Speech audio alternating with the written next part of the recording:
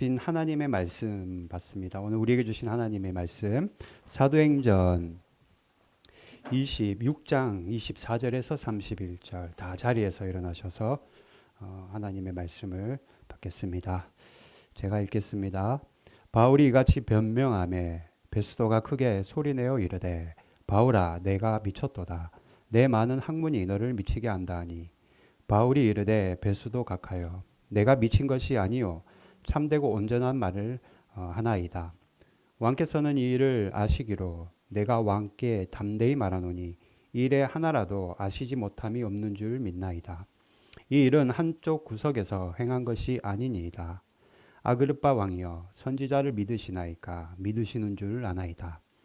아그리빠가 바울에게 이르되 내가 적은 말로 나를 권하여 그리스도인이 되게 하려 하는도다.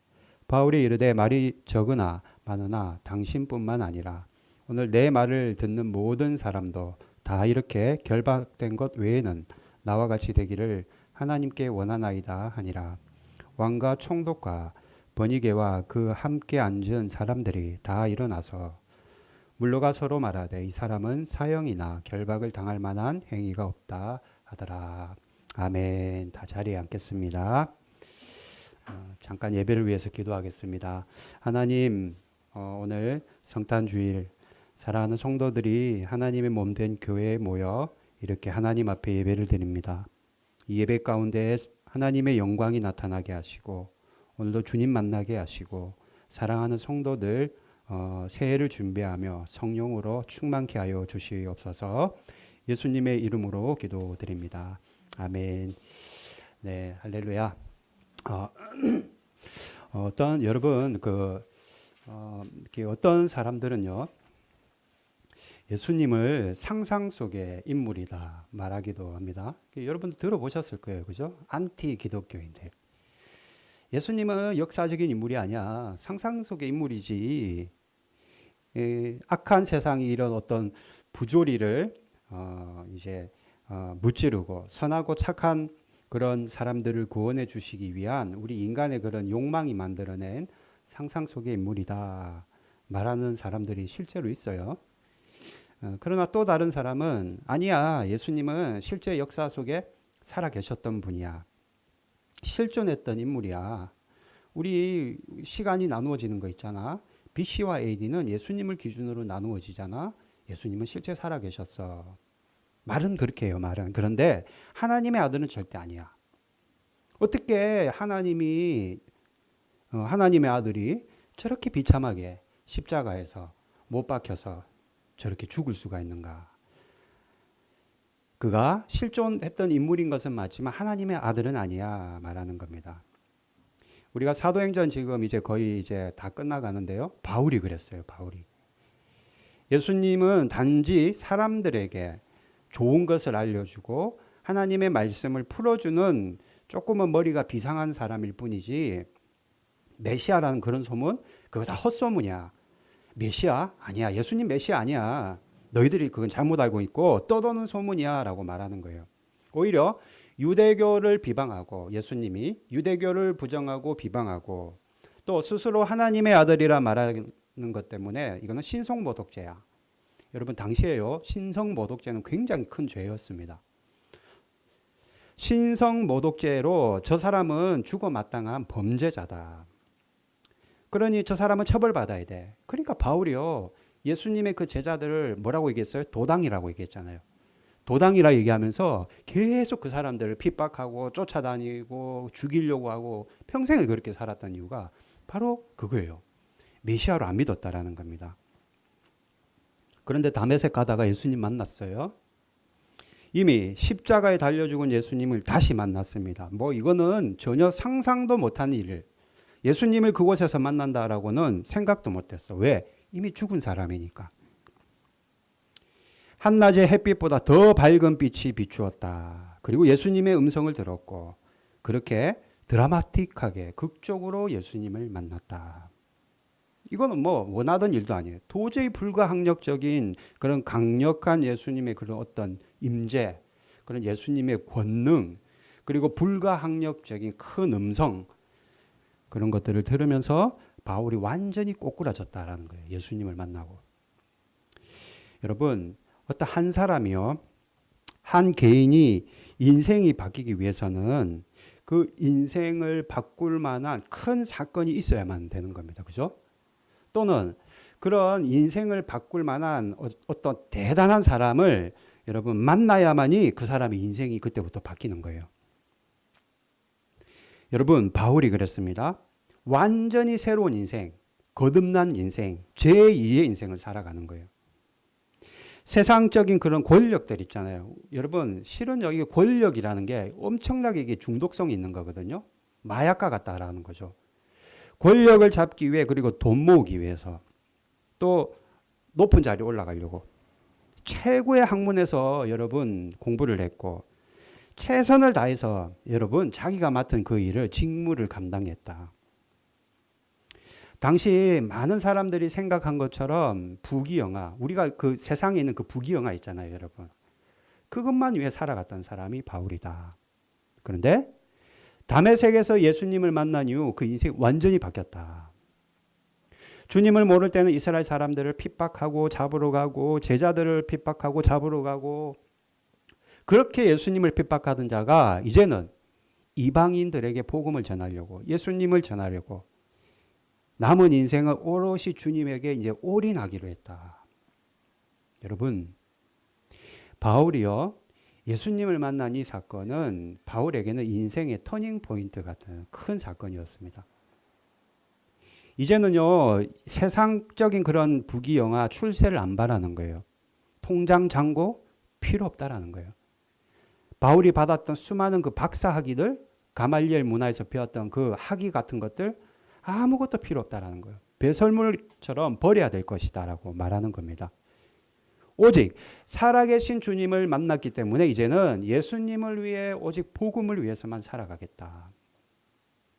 오늘 우리가 읽은 이 사도행전 말씀이 지금 예수님을 증거하기 위해 바울이 청문회장에 서서 지금 이걸 얘기하고 있는 거예요. 내가 예수님을 다메섹을 가다가 만났다. 그 예수님이 빛과 같이 강한 빛으로 나를 만나 주셨고 왜 나를 박해하느냐라고 말씀하셨다. 예수님이 하나님의 아들이시다. 그분을 통해 우리는 구원받는다. 이거를 높은 사람들 앞에서 지금 간증하고 있는 겁니다. 여러분, 예수님만이 저와 이 자리에 앉아 계신 여러분과 저의 구세주 되십니다. 예수님이 여러분 우리에게 호흡을 불어넣고 계십니다.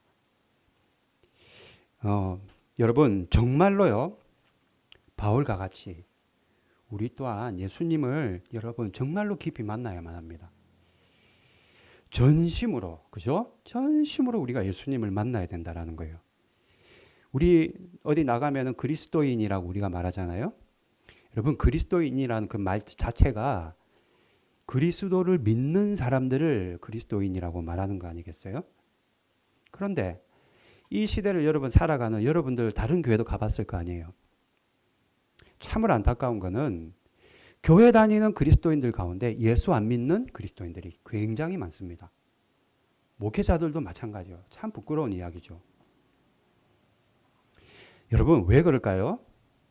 주일마다 교회 나와서 예배드리고 새벽 기도 나가고 속회 모임하고 밖에 나가서 전도하고 오늘 같은 날 메리 크리스마스 여러분 전도지 돌리는데 왜 여러분 우리가 예수님을 믿지 않고도 이렇게 교회를 다닐 수 있을까요?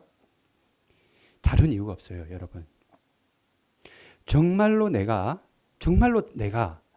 예수님을 정말로 인격적으로 안 만났기 때문입니다. 경건의 모양도 있어요. 신앙생활 연수가 오래 쌓이니까 보여지는 모습도 있습니다. 견장도 달았어요. 집사, 권사, 장로, 목사, 계급장도 달았어요. 그런데 내 삶에 능력이 안 나타나. 그냥 맹숙맹숙하게 살아가는 거예요. 복음의 수혜자가 되어서 말씀의 능력으로 살아가야 되는데 늘 구경꾼 같이 살아가는 거예요. 왜요? 내 삶 가운데 예수님의 능력이 나타나지 않는 것은 내가 예수님을 만나지 않았기 때문입니다. 예수님께서 마을로 오신다는 소문을 듣고 수천 명이 모여들었어요. 수천 명. 수백 명도 아니고 수천 명. 어떻게 하면 예수님 얼굴을 한번 볼까? 도대체 어떤 사람이길래 사람들이 저렇게 열광하나? 광장으로 수천 명이 모여들었는데 거기서 예수님 만난 사람은 딱 한 사람밖에 없었어요. 누구냐? 그게 바로 삭개오라는 사람입니다. 여러분 아실 거예요. 수천 명이 예수님을 보러 모여들었는데 정작 예수님을 만난 사람은 삭개오 한 명밖에 없었다라는 거예요. 여러분, 왜 우리 인생이 예수 믿기 전이나 예수 믿고 난 다음이나 아무런 변화가 없을까요? 여러분, 예수님을 안 만났기 때문입니다. 예수님을 여러분 안 만났기 때문에 우리가 변화되지 않는 거예요. 이 말인즉슨 정말로 우리가 주님을 만나면은 내 인생은 여러분 변화될 수밖에 없다라는 거예요. 바울이 그랬습니다. 여러분 아시다시피 베드로가 그랬어요. 삭개오가 그랬습니다. 우리가 정말로 예수님을 깊이 만난다면요. 그래서 그분이 지금도 나와 함께 하고 계신다는 것이 정말로 믿어진다면은 이 세상에 변화되지 않은 사람이 단 한 사람도 없다라는 거예요. 그러니 우리는 예수님을 어떻게 하시든지 예수님을 꼭 만나야 된다. 여러분, 여기 계신 여러분들, 우리 몇 명 되지도 않지만 아직까지 정말로 여러분들 삭개오와 같이, 그리고 베드로와 같이, 그리고 바울과 같이 정말로 예수님을 진심으로 내 마음으로 만날 수 있기를 바랍니다. 이제 바울은요, 여러분, 예수님을 만나고 난 뒤에는 새로운 인생, 제2의 인생, 오직 예수, 오직 복음으로만 평생 이제 살아가기로 결심하고 결단했다라는 거예요. 왜요?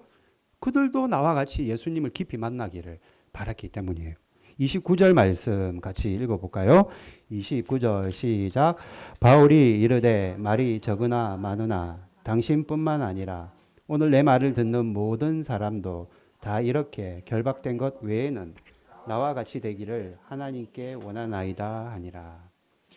내가 지금 청문회 앞에 서서 온갖 사람들 앞에 이렇게 결박되어서 신문을 받고 있지만 내가 이렇게 결박되어서 청문회장에 이렇게 서 있는 것 외에는 모든 사람들이 지금 나와 같이 예수님을 만나서 그리스도인이 되기를 간절히 바란다라는 거예요. 모든 사람이 결박된 것 외에는 나와 같이 되기를 원한다.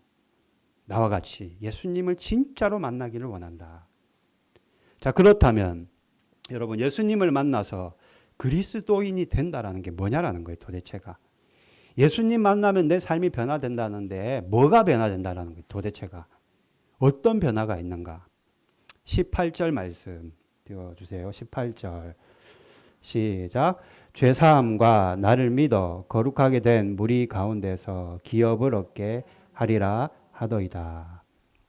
자, 주목해야 될 것은요. 좀 한 칸 넘겨주세요. 앞에 건데. 제가 읽어볼게요. 조금 잘못된 것 같은데 18절 제가 읽어보겠습니다. 예. 그 눈을 뜨게 하여 어둠에서 빛으로 사탄의 권세에서 하나님께로 돌아오게 하고. 자, 무슨 말이냐면요. 눈을 뜨게 하여 어둠에서 빛으로 나오게 된다. 우리가 주님을 정말로 깊이 만나게 되면 눈을 뜨게 되고 어둠에서 빛으로 나오게 된다. 자, 여러분과 제가 정말로 예수님을 만나게 되면 눈이 열린다라는 거예요. 여러분은 예수님 만나기 전 한번 생각해 보십시오. 어때요? 예수님 만나기 전에는요? 말하기 곤란하죠. 제가 부끄러운 고백 해볼까요? 제가요, 예수님을 전심으로 만나기 전에는 친구들하고 뭐 놀러 다니고 술 마시는 술고래였습니다. 여러분, 앉은 자리에서 소주 6병을 그냥 먹었어요. 여러분, 안주도 없어. 바카스 한 병이면 돼. 바카스 조금 또르륵 따라가지고, 그거 저어가지고 먹는 거예요. 방탕한 삶을 살아갈 수밖에 없는 겁니다. 여러분, 대부분의 사람들은요, 저뿐만 아니라 대부분은 예수님을 깊이 만나기 전에는 여러분 어둠 가운데 살아갑니다. 눈이 감겨 있기 때문이에요. 눈이 감겨 있으면 뭐예요? 말 그대로 눈에 보이는 게 없어요. 모든 것이 다 여러분 그냥 암흑입니다. 그런데 눈이 열리면 어때요? 열리면은 빛을 보게 되는 거예요. 여러분, 이 말씀이 오늘 우리가 읽은 그 눈을 뜨게 하여 어둠에서 빛으로라는 이 말씀이 우리에게 주는 교훈이 있습니다. 어둠에서 눈이 열려 빛을 본다라는 것은요, 그동안에 우리의 그 방탕한 생활 있잖아요. 그런 어둡고 방탕한 생활에서 그 빛 때문에 밝은 빛나는 세상, 빛과 같이 밝은 삶으로 바뀐다라는 겁니다. 여러분, 주님을 깊이 만나고 어둠에서 빛으로 나온 사람 한 사람을 제가 얘기해 볼게요. 참회록이라는 유명한 책을 쓴 어거스틴. 어렸을 때부터 머리가 좋았다라는 거예요. 왜? 어릴 때부터 영특한 애들 있잖아요. 어거스틴이 그랬다라는 거예요. 그래서 부모님들이 보니까 싹수가 있어, 어거스틴이. 그래서 이 아이를 여러분 조기 유학을 보냅니다, 당시에. 14살 때 마다우다라는 곳으로 조기 유학을 보냈어요, 어거스틴을. 그런데 여러분, 이게 드라마는 아닌데 형편이 어려워져. 유학 보내고 나니까. 뒷바라지 하려고 하니까 돈이 많이 들어가. 그래서 다시 고향으로 어거스틴을 불러들였습니다. 그때부터 어거스틴이 삐딱해지기 시작하는 거예요. 매일 술을 마시는 겁니다. 하루도 안 빼고 365일 단 하루도 안 빼고 매일 술을 먹는다라는 거예요. 게다가 이 어거스틴이요, 성격이 좀 호탕한 사람이에요. 얼마나 노는 걸 좋아하는지 몰라요. 매일 밤 유흥을 즐기고요, 여자들하고 놀러 다니고요, 쾌락과 향락으로 우리말로 하면 정말로 갈 때까지 간 삶을 살아갔어요. 어거스틴이 젊었을 그 당시에 정말로 갈 때까지 가는 그런 완전히 방탕한 삶을 살았습니다. 술, 이성, 도박, 이거 우리 타락의 3종 세트라 얘기하잖아요. 이거 다 하는 거예요. 이거 세 개를. 어머니 모니카가 어거스틴을 보며 눈물로 기도할 수밖에 없었다라고 당시에 회상을 합니다. 책에 보면은. 말해도 안 되는 거예요. 말해도 속이에 경일 끼인 겁니다. 한 번 어둠에 들어가니까요, 헤어나오지를 못하는 거예요. 그런데 참으로 여러분 다행인 것은 이 어거스틴도 굉장히 괴로워했다라는 거예요. 술을 잔뜩 마신 다음날 아침에 일어나면은 얼마나 괴로워하는지, 속이 부대껴서 괴로워하는 게 아니에요. 마음이 너무 괴로운 거예요. 마음이. 왜? 비참한 그 삶을 살아가는 자신의 그 모습을 보면서 죄책감이 있잖아요. 막 죄책감에 힘들어하는 거예요. 막 죄책감과 괴로움으로 어거스틴이 주먹으로 자기 이마를 그렇게 많이 때렸다고 합니다. 주먹으로 자신의 머리를 때리면서 그렇게 힘들어했다라는 거예요. 그러면서 늘 괴로워하는 그 이유가, 나는 왜 이런 더러운 생활을 깨끗하게 끝내지 못할까? 왜 이렇게 어둠 가운데만 내 인생이 이렇게 흘러가고 있는가? 괴로워했다라는 거예요. 한날은 그날도 아침부터 어거스틴이 잔뜩 먹고 난 다음 날 아침에 일어나서 괴로워하고 있는데, 왜 이럴까 내가 하면서 또 내가 술을 마셨는데 또 내가 그런 방탕한 삶을 살아가네라고 괴로워하고 있는데, 이웃집 노래 소리가 들리는 게, 어린아이 노래 소리가. 이웃집에서 아이의 노래 소리가 들리는데 톨레레게 톨레레게라는 노래 소리가 들리는 거예요. 톨레레게 톨레레게. 이 무슨 말이에요? 집어서 읽어라, 집어서 읽어라 라는 노래가 들리는 겁니다. 자, 침대에 누워있던 어거스틴이 톨레레게 톨레레게 그 말을 듣는 그 순간, 그 아이의 노래소리로 들리지 않고 뭔가 하늘에서 자신에게 주는 명령처럼 들리더라. 그래서 자기 그 책상에 있는 성경책을 펴서 바울 서신을 펴서 읽었다라는 거예요. 바울 서신. 제일 먼저 여러분 그렇게 하지 마세요. 여러분 그 미신적인 거예요. 쫙 펴서 읽었는데 그 말씀이 뭐냐면 로마서 13장 13절 14절 말씀입니다. 같이 읽어볼까요? 시작. 낮에와 같이 단정히 행하고 방탕하거나 술 취하지 말며 음란하거나 호색하지 말며 다투거나 시기하지 말고 오직 주 예수 그리스도로 옷 입고 정욕을 위하여 육신의 일을 도모하지 말라. 이 말씀을 쫙 펴고 읽는 그 순간 어거스틴의 그 가슴 속에, 마음 속에 예수님의 빛이 완전히 그때 광명한 큰 빛이 비추기 시작했다. 이제까지는 어둠 가운데 살았는데 이 말씀으로 마음에 예수님이 빛을 쫙 비추어 주니까 그토록 이제까지 방황하고 그토록 힘들어했던 그 삶에 종지부를 찍어야 되겠다는 마음의 결심이 서더라. 여러분, 이때 어거스틴이 본 그 마음의 빛이 바로 예수님이십니다. 이 경험을 여러분 우리 교회에서는 이것을 회심했다라고 말하기도 합니다. 회심, 이런 경험을. 여러분, 주님을 깊이 만나면은요, 어둠에서 빛으로 나오게 됩니다. 내 인생의 어둠이 물러가는 거예요. 왜요? 어둠 가운데 살았다 하더라도 여러분 빛이 들어오면 밝을 수밖에 없는 겁니다. 내 생각이 바뀌고요. 그러면 내 습관이 바뀌고요. 그러면 내 인생이 바뀌는 겁니다. 아무리 내가 어둠과 방탕함에 갇혀 살아갔다 하더라도 빛을 보게 되면 여러분 밝아지는 겁니다. 여러분 우리가 만난 예수님, 여러분들이 만난 그 예수님이 빛이십니다. 우리 주님은요, 여러분들이 어둠에 다니지 않도록 언제나 생명의 빛을 여러분들의 마음 가운데, 여러분들의 심령 가운데, 여러분들의 생각 가운데 언제나 그 빛을 비추어 주고 계십니다. 요한복음 8장 12절 말씀 시작. 예수께서 또 말씀하여 이르시되 나는 세상의 빛이니 나를 따르는 자는 어둠에 다니지 아니하고 생명의 빛을 얻으리라. 아멘. 세상의 빛이다. 나를 따르는 자는 어둠에 다니지 아니하고 생명의 빛을 얻을 것이다.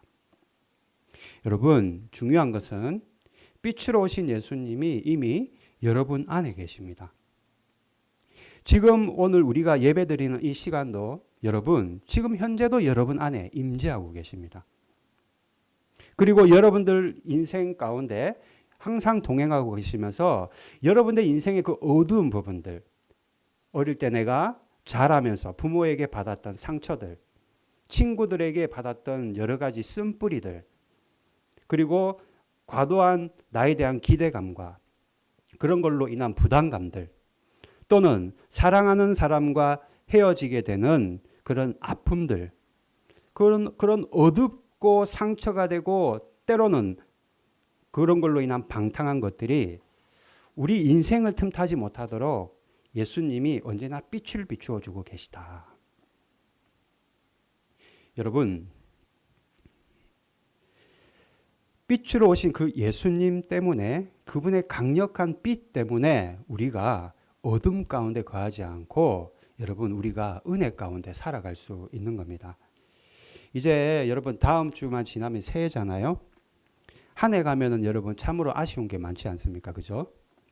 건강에 대해서도 좀 아쉽고, 또 내가 연초에 계획한 것들 다 하지 못한 것이 또 좀 안타깝기도 하고, 또 때로는 누구를 조금 더 내가 사랑하지 못했던 것들이 아쉽고, 때로는 별것도 아닌데 내가 그렇게 속상했던 것들도 아쉽고, 그죠?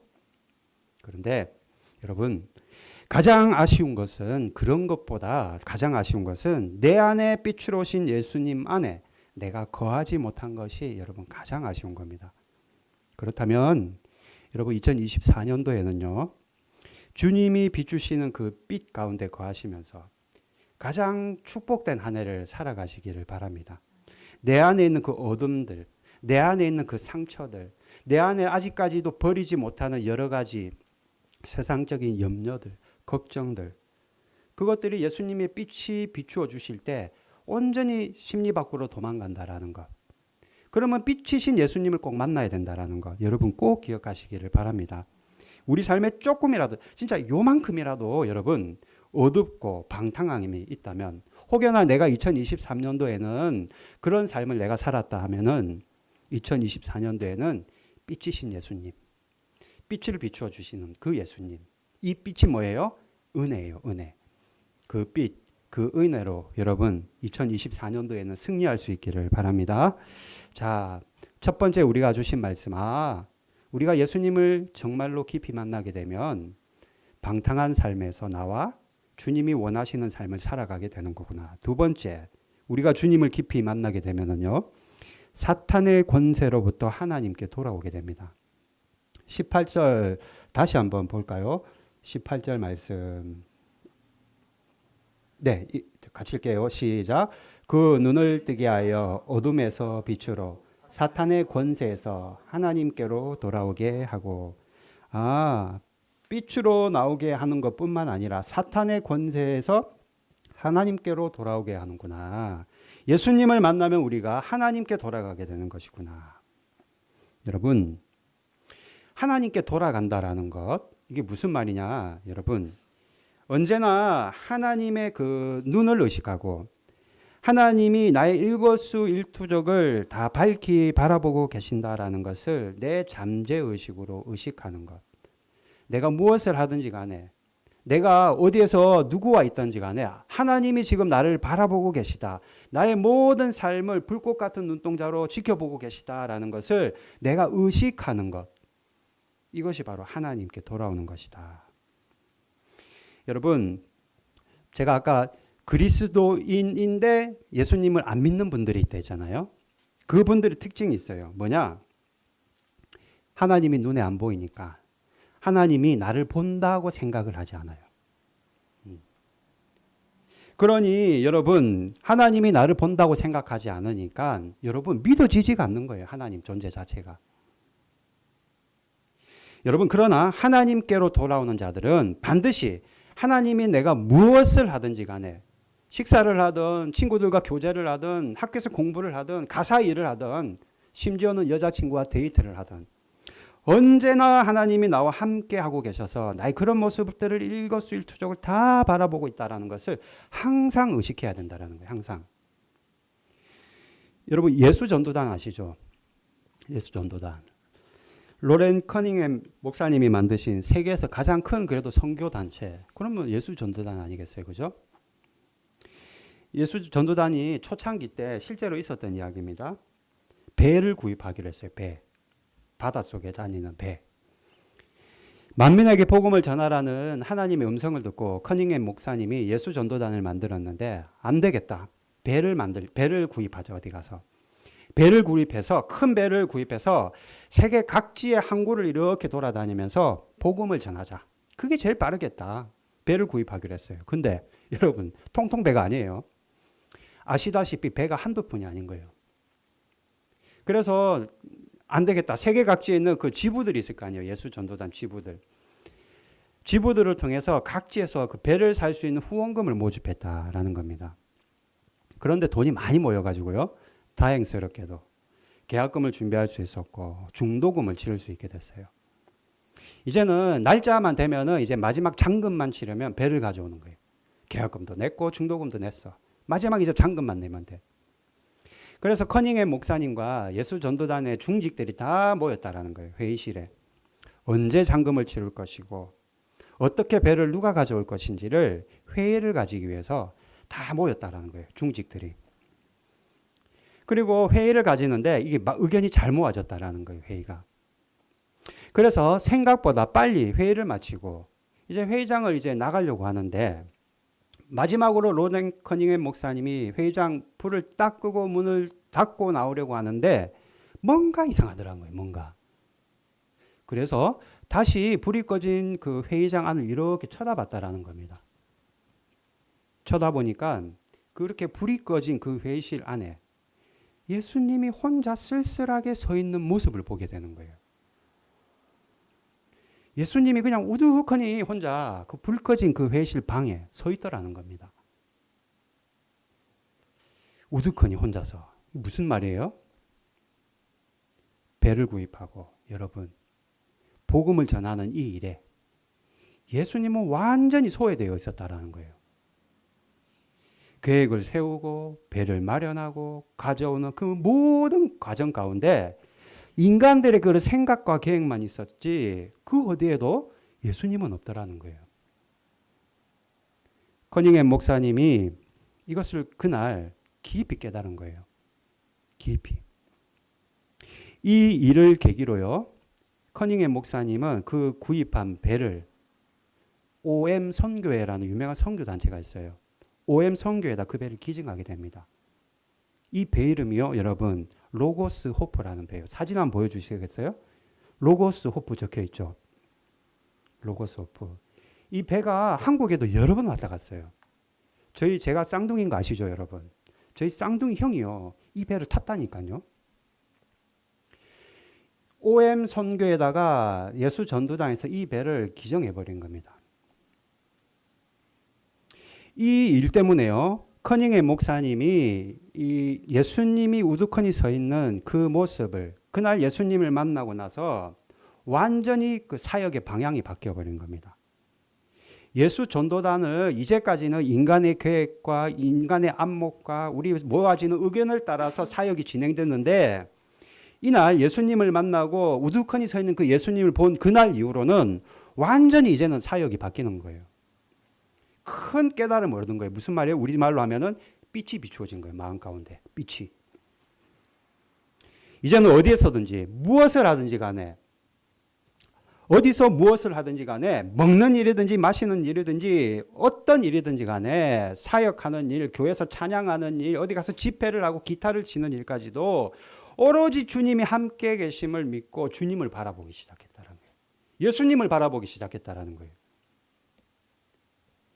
여러분, 그러니까요, 그 예수님을 바라보고 사역을 감당하기 시작하니까 그때부터 그 사역에 예수님이 맺어지게 하는 큰 열매들이 맺어지더라. 그래서 지금의 예수 전도단이 된 거예요. 그때는 작은 선교단체였는데 예수님을 바라보고 모든 일에 예수님이 지켜보고 계시다라는 것을 믿고 예수님이 언제나 함께 하신 것을 믿음의 눈으로 바라보니까 예수 전도단의 그 자그마한 그 선교단체에 큰 열매가 맺히고 지금은 세계적인 선교단체가 되었다. 여러분, 우리 역시 마찬가지입니다. 여러분들이 예수님께 돌아와야만 한다라는 거예요. 예수님께 돌아와야만 합니다. 예수님의 눈을 의식하고요. 주님의 뜻을 의식해야 된다. 우리 역시도 여러분 무엇을 하든지 간에 먹든지 마시든지 입든지 누구와 교제를 하든지 어디에서 무엇을 하든지 간에 예수님이 나와 함께 계시고 이 시간도 불꽃 같은 눈동자로 나를 지켜보고 계시다. 그것이 믿어져야 된다. 여러분, 우리가 주님을 의식하지 못하고 예수님이 나를 바라보고 하나님이 나를 지켜보고 있다는 것을 우리가 의식하지 못하면 꼭 죄에 빠져요. 여러분, 꼭 시험에 듭니다. 잘 나가다가도 여러분 신앙생활 잘 하다가도 그 은혜 잊어버리면 교회를 떠나기도 하고요. 여러분 이리저리 막 방황하게 되는 겁니다. 이거는 뭐 당연한 거예요. 이거는 내가 뭐 믿음이 연약해서도 아니라 내가 무슨 성경을 안 읽고 뭐 내가 말씀을 몰라서도 아니에요. 예수님이 나와 함께 계신 것을 잊어버리고 그 마귀가 그걸 빼앗아 가거든요. 그 마음을. 그때부터는 모든 게 다 진부한 거예요. 뭐 아무것도 아닌 것도 막 짜증이 나고 그때부터는 내 마음이 지옥과 같이 되는 겁니다. 꼭 죄에 넘어지게 되어 있어요. 예수님을 안 바라보면. 왜 그러냐면은 우리 죄악된 본성이 그렇기 때문입니다. 우리가 태어날 때부터 여러분 그래요. 때문에 여러분 예수님을 여러분들이 어떻게 해서든지 예수님 안 바라보면 여러분 그냥 우리는 막 흔들릴 수밖에 없습니다. 우리 인생이 예수님에게 붙잡힌 인생이 될 수가 없습니다. 교회 10년 20년 돼도요 예수님하고 상관없이 살아가는 사람들 부지기수로 많아요. 그게 우리가 아니라고 우리 장담해서도 안 돼요. 그렇다면 어떻게 해서든지 예수님을 바라봐야 돼요. 성경에 그런 인물이 있어요. 모세. 믿음의 조상 모세. 모세도요 예수님을 즉 하나님을 바라보지 못할 때가 있었습니다. 한 날 모세가 길을 걸어가고 있었어요. 길을 걸어가고 있었는데 어떤 애굽 사람이 자기하고 동족인 히브리 사람을 막 폭행하고 있는 거예요. 그러니까 그걸 보는 순간 모세가 그땐 젊었거든요. 혈기왕성했거든요. 화가 막 갑자기 막 화가 나면서 감정을 주체 못해가지고 자기 동족을 폭행하고 있는 그 애굽 사람을 때려 죽여버렸어요. 출애굽기 2장에 그 말씀이 있습니다. 11절 말씀 한번 볼까요? 시작. 모세가 장성한 후에 한 번은 자기 형제들에게 나가서 그들이 고되게 노동하는 것을 보더니 어떤 애굽 사람이 히브리 사람 곧 자기 형제를 치는 것을 본지라. 좌우를 살펴 사람이 없음을 보고 그 애굽 사람을 쳐 죽여 모래 속에 감추니라. 여기 같이 있는 여러분이요. 여기까지요. 여러분 좌우를 살펴 사람이 없음을 보고 이렇게 보고 사람이 없으니까 어때요? 애굽 사람을 때려 죽였다라는 거예요. 여러분 왜 죽였을까요? 여러분 모세가 좌와 우는 볼 수 있었지만 위를 보지 않았기 때문입니다. 위를. 모세는 좌와 우는 사람이 없음을 보고 그 애굽 사람을 폭행해서 죽였지만 그러나 위를 바라보지 못했다. 즉 하나님이 보고 계시다는 것을 의식하지 못했기 때문이다. 여러분, 만약에 모세가 좌우뿐만 아니라 위를 바라보고 하나님이 자신을 바라보고 있다는 것을 의식했다면 절대로 사람을 폭행해서 죽이지는 못했을 겁니다. 여러분, 사람은요, 우리를 보지 않고 있다 하더라도 하나님은 보고 계십니다. 그것을 우리가 깨닫고 그것을 의식할 수 있어야만이 우리가 은밀하게 짓는 죄로부터 자유함을 누릴 수가 있는 겁니다. 여러분, 하나님이 언제나 여러분과 함께 동행하고 계십니다. 때문에 나와 함께 하고 계신 그 하나님을 우리도 역시 바라볼 수 있어야 된다. 그래야만 죄를 이길 수 있는 겁니다. 성탄 전날이라 무슨 메시지를 전할까? 아기 예수 탄생하셨네. 땅에는 평화, 하늘에는 영광. 이런 메시지를 전할까? 하나님이 제가 일개도 적었지만 주시는 감동대로 그냥 말씀드리는 거예요. 여러분, 2023년도 한 해는 우리가 조금 아쉬운 부분이 있고 오로지 예수님을 바라보지 못했다 하더라도 2024년도 새해는 우리가 함께 계신 그 하나님을 바라볼 수 있기를 간절히 축복합니다. 꼭 주님을 바라보십시오. 집에 있을 때도, 여러분, 또 어디서 직장에서 일을 하실 때도, 아이들을 돌볼 때도, 특별히 예배 때 찬양부터 마지막 축도까지 누가 왔나? 오늘 안 온 사람이 없나? 우리 집사님은 왜 안 왔을까? 아니요. 주님을 바라보십시오. 처음부터 끝까지 오로지 주님만 바라보는 그런 저와 여러분 되기를 바랍니다. 말씀을 정리합니다. 오늘 바울과 같이 우리 역시 주님을 깊이 만나야 한다 말씀하십니다. 여러분, 주님을 깊이 만나면 반드시 우리에게 이런 두 가지 변화가 있습니다. 첫 번째, 주님을 만난 사람은 어둠 가운데, 즉 방탕한 삶 가운데서 주님을 만났기 때문에, 빛이신 주님을 만났기 때문에 빛과 같은 밝은 삶으로 여러분 거듭난 삶을 살아가게 됩니다. 두 번째, 주님을 만난 사람은요, 주님이 나와 동행하고 계신 것이 믿어지기 때문에 언제나 주님을 바라보고 의식합니다. 늘 주님의 눈을 의식할 수 있는 저와 여러분 되시기를 바랍니다.